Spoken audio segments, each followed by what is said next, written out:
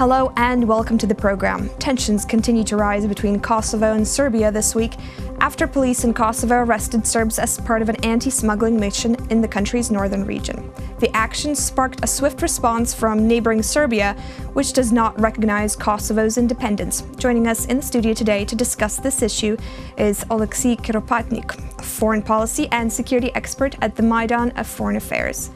Thank you so much for coming in today. Nice to meet you. So before we get into the details and the different players in this conflict, I just want to read you a short quote that the Serbian president, Aleksandar Vučić, said on Monday. So he acknowledged that Belgrade had lost control over Kosovo, and he went on to say, "We need to recognize that we have been defeated. We lost the territory. We have two options: to normalize relations by reaching an agreement or to maintain frozen conflict." What do you make of that? The point is that there are two options really facing the government of Serbia. First of all, Serbia and Kosovo do not recognize, Serbia does not recognize the independence proclaimed unilaterally in 2008 by Kosovo government, being backed by strong Western stakeholders. I mean the EU, first of all, Germany and France, and the United States. And Serbia denied both to recognize this independence and did not change the constitution, which rules that Kosovo is a part of the territory of this country. It enjoys the support, strong political and military support from Russian Federation. So this is the main clash, and the point is that there were no bilateral dialogue which could lead to some sustainable solution of this stalemate situation. For both sides were being backed by strong international players, relied on their position and their strong support, but after 10 years of stalemate, it became evident that those negotiations, which started in September 2013, which engaged two sides for bilateral dialogue and the seek for some compromise, including the territorial swaps of both sides, that might be the, I would say, a part of the solution. Right. So what do you think it will take to normalize the relations between these two parties? There are interests of several players which intermingled with this situation. The European Union is looking at this crisis as an opportunity somehow to regulate and finalize its enlargement policy in the Western Balkans region, and sees that it is obliged somehow to conclude this plan and include the Western Balkan countries into the EU, and is using it as a prize for both Kosovo and Serbia, saying that in case the solution is found, both countries will be welcomed in the EU and they'll enjoy all the membership benefits. As long as they cease tensions and normalize relations. Exactly. But the point, the United States also backed this solution, though in the last years, under the administration of Donald Trump, it somehow changed it into the more ambiguous, meaning that as far as there are no bilateral agreement, and bilateral efforts are proved to be fruitless to find the solution between two sides of the conflict. The too energetic engagement of international players simply harm this looking for the best solution of this conflict. So you think that perhaps if international players didn't have so much stake in this, that they would come to some sort of arrangement quicker? Is that what you're saying? The point is that the international players in Russia, United States, France and Germany and the EU as a general they all have certain sizable and palpable interests invested in this conflict. But the point, my point is that this does not lead to some multilateral consensus. The facts on the ground proved that this is the worst way to solve the crisis between Serbia and Kosovo. For neither Serbia nor Kosovo is now in a good position both to join EU and NATO, or simply to stay and enjoy prosperity. Right. So the Serbian president Aleksandar Vučić, he's trying to do a sort of a balancing act, if I may. He wants to maintain both Serbia's EU aspirations and at the same time keep Russia sort of happy. What role do you think Russia plays in this, if we take into account how the Serbian leader is, trying to keep closer ties, while at the same time keeping close ties with the EU? I would say that the game which leads the Serbian leader Vučić is more complicated. First of all, he promised during his election campaign to lead his country, Serbia, to the EU. And that's a strong obligation, which is supported by the majority of the Serbian constituency. On the other hand, he sees that EU is, and primarily Germany and France, are pushing strongly Serbia to seize its main concerns, security and of national interests, all the influence on the enclaves in Kosovo, simply to secede all the aspirations somehow to keep the influence on and protection of Serbian minorities in the northern and some southern parts of Kosovo. So and this situation is unacceptable for him as a president. He will lose his post. So he's balancing and is trying to maneuver both between Russia and EU aspirations and support, trying to find a solution. And I think this is the very reason why, right immediately after the police operation, and I believe this was really a police operation, not a military operation in northern Kosovo and neighboring areas of Kosovo to combat rampant corruption and smuggling crime groups. So just to kind of bring it back, what sort of role does Russia play in all of this?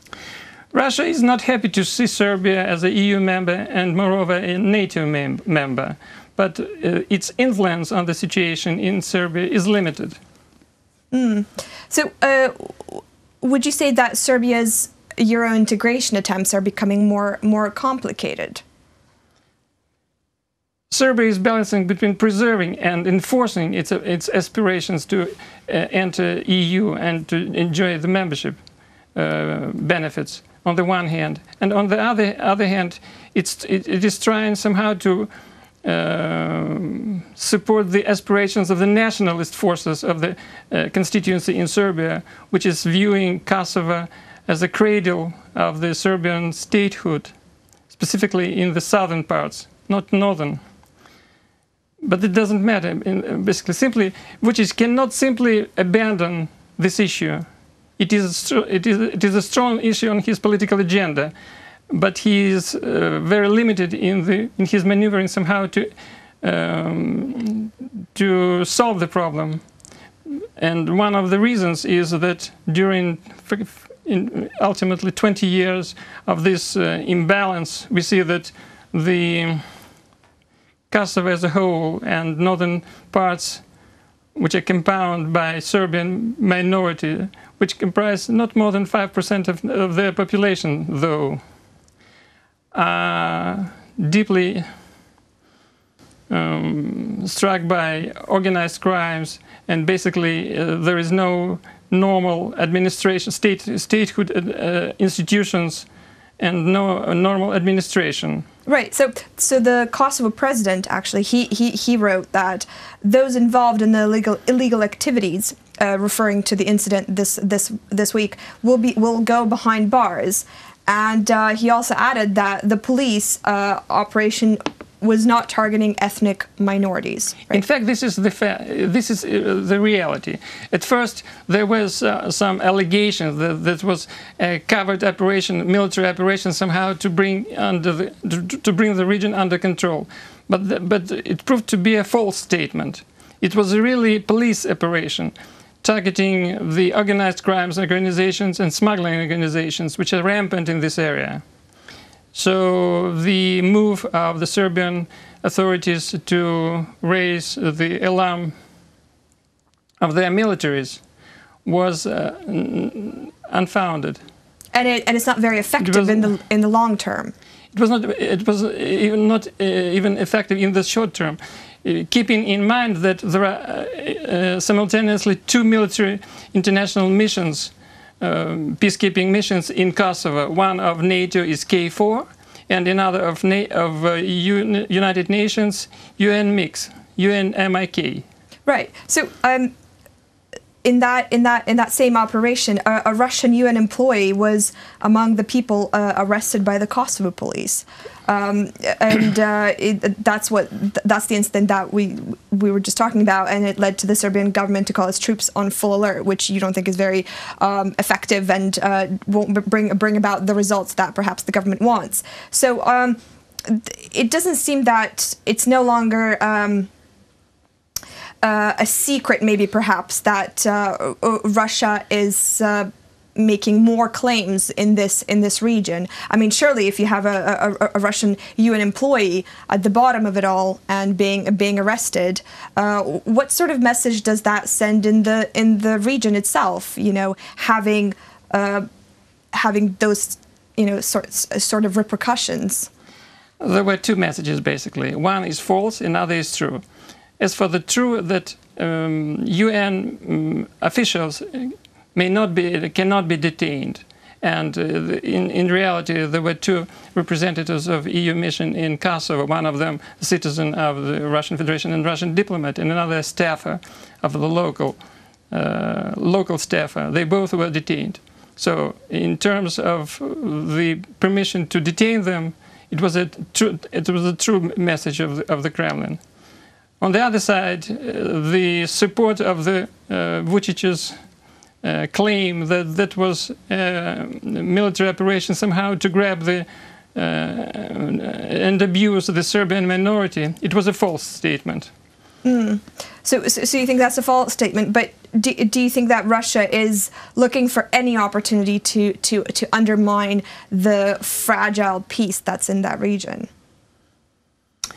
I don't think that we are talking about undermining the peace.